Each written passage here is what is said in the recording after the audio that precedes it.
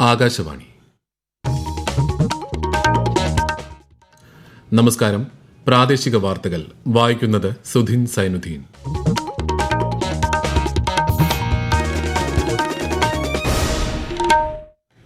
പ്രധാന വാർത്തകൾ. ബീഹാർ വോട്ടർ പട്ടിക പരിഷ്കരണത്തെ ചൊല്ലി പാർലമെന്റിന്റെ ഇരുസഭകളും ഇന്നും തടസ്സപ്പെട്ടു. 2 മണിക്ക് വീണ്ടും ചേരും. ഓപ്പറേഷൻ സിന്ദൂറിന്റെയും ഓപ്പറേഷൻ മഹാദേവിന്റെയും വിജയത്തിൽ പ്രധാനമന്ത്രി അഭിനന്ദനം അറിയിച്ച് NDA പാർലമെന്ററി പാർട്ടി യോഗം. സ്കൂളുകളിലെയും ആശുപത്രികളിലെയും ബലക്ഷയമുള്ള കെട്ടിടങ്ങളുടെ വിവരം 2 ആഴ്ചയ്ക്കകം സമർപ്പിക്കാൻ മുഖ്യമന്ത്രി പിണറായി വിജയൻ ദുരന്ത നിവാരണ വകുപ്പിനോട് നിർദ്ദേശിച്ചു. 64ാമത് കേരള സ്കൂൾ കലോത്സവത്തിന് വേദിയാകാൻ തൃശൂർ. കലോത്സവം 2026 ജനുവരിയിൽ നടക്കുമെന്ന് വിദ്യാഭ്യാസ മന്ത്രി വി ശിവൻകുട്ടി. തദ്ദേശ സ്വയംഭരണ സ്ഥാപനങ്ങളിലേക്കുള്ള തെരഞ്ഞെടുപ്പിൽ വോട്ടർ പട്ടികയിൽ പേര് ചേർക്കാനുള്ള തീയതി നീട്ടണമെന്ന് തെരഞ്ഞെടുപ്പ് കമ്മീഷനോട് പ്രതിപക്ഷ നേതാവ് VD സതീശൻ. കനത്ത മഴ തുടരുന്ന എറണാകുളം, ഇടുക്കി, തൃശൂർ ജില്ലകളിൽ ഇന്ന് ചുവപ്പ് ജാഗ്രത.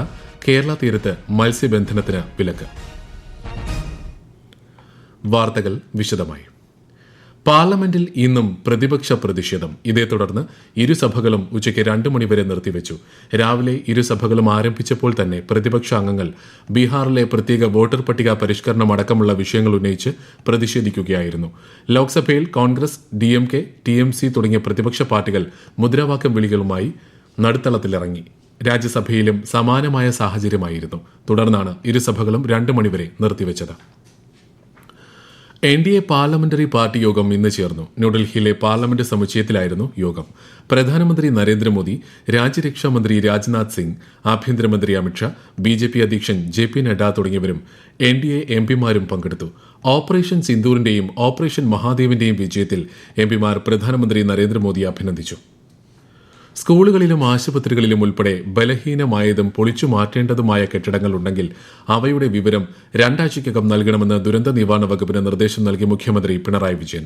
ഇതുമായി ബന്ധപ്പെട്ട് ചേർന്ന ഉന്നതതല യോഗത്തിൽ സംസാരിക്കുകയായിരുന്നു അദ്ദേഹം. അവധി ദിവസങ്ങൾക്ക് മുൻഗണന നൽകി വേണം സ്കൂൾ കെട്ടിടങ്ങൾ പൊളിക്കേണ്ടതെന്നും അൺഎയ്ഡഡ് സ്കൂൾ കെട്ടിടങ്ങളുടെയും സുരക്ഷാ പരിശോധന ഇതോടൊപ്പം നടത്തണമെന്നും മുഖ്യമന്ത്രി നിർദ്ദേശിച്ചു. എറണാകുളം, ഇടുക്കി, തൃശൂർ ജില്ലകളിൽ ഇന്ന് അതിതീവ്രമായ മഴയ്ക്ക് സാധ്യത. ഈ ജില്ലകളിൽ ഇന്ന് ചുവപ്പ് ജാഗ്രത പുറപ്പെടുവിച്ചിട്ടുണ്ട്. പത്തനംതിട്ട, ആലപ്പുഴ, കോട്ടയം, പാലക്കാട്, മലപ്പുറം ജില്ലകളിൽ ഓറഞ്ച് ജാഗ്രതയും പുറപ്പെടുവിച്ചിട്ടുണ്ട്. മറ്റ് ജില്ലകളിലെല്ലാം മഞ്ഞ ജാഗ്രതയാണ്. കേരള തീരത്ത് മത്സ്യബന്ധനത്തിന് വിലക്കേർപ്പെടുത്തി. ചുവപ്പ് ജാഗ്രത പ്രഖ്യാപിച്ച തൃശൂരിലും കനത്ത മഴ തുടരുകയാണ്. തൃശൂർ നഗരത്തിലെ ശങ്കരയ്യ റോഡിന് സമീപമുള്ള വീടുകളിൽ വെള്ളം കയറി. വിശദാംശങ്ങളുമായി ആകാശവാണി തൃശൂർ ജില്ലാ പ്രതിനിധി ഭരിത പ്രതാപ്. രാവിലെ 8 മണിയോടെ ആരംഭിച്ച മഴ തൃശൂർ നഗരത്തിലും പരിസര പ്രദേശങ്ങളിലും ശക്തി ആർജിച്ചു വരികയാണ്. മഴ പെയ്ത് 1 മണിക്കൂറിനകം തന്നെ നഗരത്തിൽ പല റോഡുകളിലും വെള്ളക്കെട്ടിലാക്കി. സ്വരാജ് റൌണ്ട്, അശ്വിനി ആശുപത്രി, പാട്ടുരാക്കൽ എന്നീ പരിസരങ്ങളിൽ വെള്ളക്കെട്ട് രൂക്ഷമായി തന്നെ തുടരുന്നു. തൃശൂർ ചേരക്കരയിൽ മലവെള്ളപ്പാച്ചിലുണ്ടായതായും വിവരം ലഭിക്കുന്നു. വാഴക്കോട്, പ്ലാഴി സംസ്ഥാന പാതയിൽ ആറ്റൂർ, കമ്പനിപ്പടി പ്രദേശത്തും വെള്ളപ്പൊക്കം രൂക്ഷമാണ്. വനമേഖലയിൽ നിന്നും വലിയ രീതിയിലുള്ള വെള്ളം കുത്തിയൊലിച്ച് സംസ്ഥാന പാതയിലും ഇപ്പോൾ വെള്ളം കയറുന്ന സാഹചര്യങ്ങൾ വന്നുകൊണ്ടിരിക്കുന്നു. കൊച്ചിയിൽ വിവിധ പ്രദേശങ്ങളിൽ വെള്ളക്കെട്ട് രൂപപ്പെട്ടു. പുലർച്ചെ 2 മണിയോടെ ആരംഭിച്ച മഴ 7 മണിയോടെയാണ് തോർന്നത്. കലൂർ, ഇടപ്പള്ളി, പാലാരിവട്ടം മേഖലകളിൽ ഇതോടെ വെള്ളക്കെട്ട് രൂപപ്പെട്ടു. ചെറിയ ഇടവഴികളിലടക്കം വെള്ളം കയറി. റെഡ് അലർട്ട് പ്രഖ്യാപിച്ചിരിക്കുന്ന ഇടുക്കി ജില്ലയിൽ രാവിലെ മുതൽ പരക്കെ മഴ പെയ്തു. ഹൈറേഞ്ചിനെ അപേക്ഷിച്ച് ലോ റേഞ്ചിലാണ് ശക്തമായ മഴ രേഖപ്പെടുത്തിയത്. വിശദാംശങ്ങളുമായി ആകാശവാണി ഇടുക്കി ജില്ലാ പ്രതിനിധി രതീഷ് കൃഷ്ണ. കഴിഞ്ഞ ഏതാനും ദിവസത്തെ ഇടവേളയ്ക്ക് ശേഷം ഇന്ന് രാവിലെ മുതൽ ഇടുക്കിയിൽ വീണ്ടും ശക്തമായ മഴയാണ് രേഖപ്പെടുത്തിയത്. എന്നാൽ വെള്ളപ്പൊക്കമോ മണ്ണിടിച്ചിലോ ഉൾപ്പെടെയുള്ള അപകടങ്ങൾ ഉണ്ടാകാതിരുന്നത് ആശ്വാസമായി. റെഡ് അലർട്ടിന്റെയും കേന്ദ്ര കാലാവസ്ഥാ വകുപ്പ് നൽകിയ മുന്നറിയിപ്പിന്റെയും പശ്ചാത്തലത്തിൽ കനത്ത ജാഗ്രതയാണ് ജില്ലയിൽ ഏർപ്പെടുത്തിയിരിക്കുന്നത്. ജില്ലയിലെ ഖനന പ്രവർത്തനങ്ങൾക്കും ഗ്യാപ് റോഡിലെ രാത്രിയാത്രയ്ക്കുമുള്ള നിരോധനം തുടരുകയാണ്. ഇതിനു പുറമെ ജലനിരപ്പ് നിയന്ത്രിച്ചു നിർത്തുന്നതിന്റെ ഭാഗമായി മലങ്കര, കല്ലാർകുട്ടി, മാട്ടുപ്പെട്ടി, പൊന്മുടി തുടങ്ങിയ ഡാമുകളിൽ നിന്നും വെള്ളം പുറത്തേക്ക് ഒഴുക്കുന്നുണ്ട്.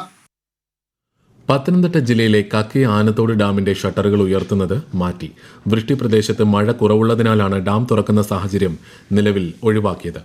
ഈ വാർത്തകൾ ആകാശവാണിയിൽ നിന്ന്.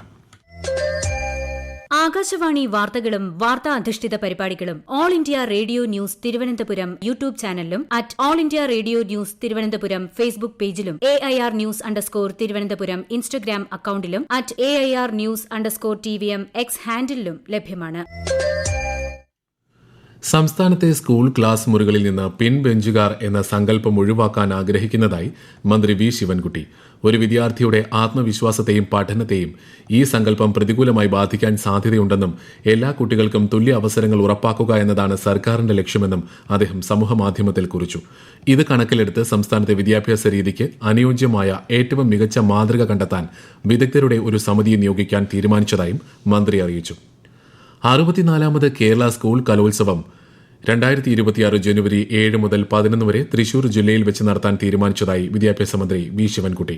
കലോത്സവത്തിന്റെ സുഗമമായ നടത്തിപ്പിനായി അംഗീകൃത അധ്യാപക സംഘടനകളുടെ നേതൃത്വത്തിൽ വിവിധ സബ് കമ്മിറ്റികൾ രൂപീകരിച്ച് പ്രവർത്തനങ്ങൾ ഏകോപിപ്പിച്ചു വരികയാണെന്ന് അദ്ദേഹം വാർത്താസമ്മേളനത്തിൽ പറഞ്ഞു. 25ഓളം വേദികളിലായിട്ടാണ് കലോത്സവം നടക്കുക. സംസ്കൃതോത്സവവും അറബിക് സാഹിത്യോത്സവവും ഇതോടനുബന്ധിച്ച് നടക്കും. സംസ്ഥാന കലോത്സവത്തിന് മുന്നോടിയായി സ്കൂൾ തല മത്സരങ്ങൾ സെപ്റ്റംബർ മാസത്തിലും സബ് ജില്ലാതല മത്സരങ്ങൾ ഒക്ടോബർ 2ാം വാരത്തിനുള്ളിലും ജില്ലാതല മത്സരങ്ങൾ നവംബർ ആദ്യ വാരവും പൂർത്തിയാക്കുമെന്നും മന്ത്രി അറിയിച്ചു. 2018 അവസാനമായി തൃശ്ശൂരിൽ വെച്ച് സംസ്ഥാന സ്കൂൾ കലോത്സവം നടന്നത്. കലോത്സവത്തിന്റെ സുഗമമായ നടത്തിപ്പിനായി അംഗീകൃത അധ്യാപക സംഘടനകളുടെ നേതൃത്വത്തിൽ വിവിധ സബ് കമ്മിറ്റികൾ രൂപീകരിച്ചു കഴിഞ്ഞു. ആയതുമായി ബന്ധപ്പെട്ട വിപുലമായ ഒരു സംഘാടക സമിതി രൂപീകരണം 2025 ആഗസ്റ്റ് മാസം 12 തൃശൂർ ഇൻഡോർ സ്റ്റേഡിയത്തിൽ വെച്ച് ചേരുകയാണ്. സംസ്ഥാന കലോത്സവത്തിന് മുന്നോടിയായി സ്കൂൾ തല മത്സരങ്ങൾ സെപ്റ്റംബർ മാസത്തിലും ജില്ലാതല മത്സരങ്ങൾ ഒക്ടോബർ 2ാം വാരത്തിനുള്ളിലും ജില്ലാതല മത്സരങ്ങൾ നവംബർ ആദ്യ വാരവും പൂർത്തിയാകും. 2025-26 അധ്യയന വർഷത്തെ സംസ്ഥാന സ്കൂൾ കായിക മത്സരങ്ങൾ 2025 ഒക്ടോബർ 22 മുതൽ 27 വരെ തിരുവനന്തപുരത്ത് ഒളിമ്പിക് മാതൃകയിൽ നടക്കുമെന്നും ശ്രീ വി ശിവൻകുട്ടി പറഞ്ഞു. തദ്ദേശ സ്വയംഭരണ സ്ഥാപനങ്ങളിലേക്കുള്ള തെരഞ്ഞെടുപ്പിൽ വോട്ടർ പട്ടികയിൽ പേര് ചേർക്കാനുള്ള തീയതി നീട്ടണമെന്നാവശ്യപ്പെട്ട് പ്രതിപക്ഷ നേതാവ് വി ഡി സതീശൻ സംസ്ഥാന തെരഞ്ഞെടുപ്പ് കമ്മീഷന് കത്ത് നൽകി. ജൂലൈ 23 വോട്ടർ പട്ടിക പ്രസിദ്ധീകരിച്ചതിന് ശേഷം ഓഗസ്റ്റ് 7 വരെ, അതായത് 15 ദിവസം മാത്രമാണ് പേര് ചേർക്കാൻ സമയം അനുവദിച്ചിരിക്കുന്നത്. തീയതി 15 ദിവസം കൂടി നീട്ടി നൽകണമെന്നാണ് പ്രതിപക്ഷ നേതാവിന്റെ ആവശ്യം. പ്രശസ്ത ചലച്ചിത്ര താരം ഷാനവാസിന്റെ നിര്യാണത്തിൽ മുഖ്യമന്ത്രി പിണറായി വിജയൻ അനുശോചിച്ചു. അനുഗ്രഹീത നടൻ പ്രേം നസീറിന്റെ മകനും അനേകം ചലച്ചിത്രങ്ങളിൽ നായക കഥാപാത്രങ്ങൾ അവതരിപ്പിച്ച് ജനപ്രീതി നേടിയ കലാകാരനുമായിരുന്നു അദ്ദേഹമെന്ന് മുഖ്യമന്ത്രി അനുസ്മരിച്ചു. മന്ത്രി വി ശിവൻകുട്ടി, BJP സംസ്ഥാന അധ്യക്ഷൻ രാജീവ് ചന്ദ്രശേഖർ തുടങ്ങിയവർ അനുശോചനം രേഖപ്പെടുത്തി. മലയാളം, തമിഴ് ഭാഷകളിലായി 96 സിനിമകളിൽ അഭിനയിച്ചിട്ടുണ്ട്. ഇന്നലെ രാത്രി 7 മണിയോടെ തിരുവനന്തപുരത്തെ സ്വകാര്യ ആശുപത്രിയിലായിരുന്നു അന്ത്യം.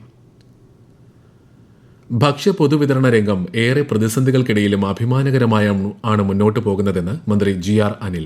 സമീപകാല ചരിത്രത്തിൽ 85% ഉപഭോക്താക്കളാണ് റേഷൻ വിതരണം കൈപ്പറ്റിയതെന്നും അദ്ദേഹം മലപ്പുറത്ത് പറഞ്ഞു.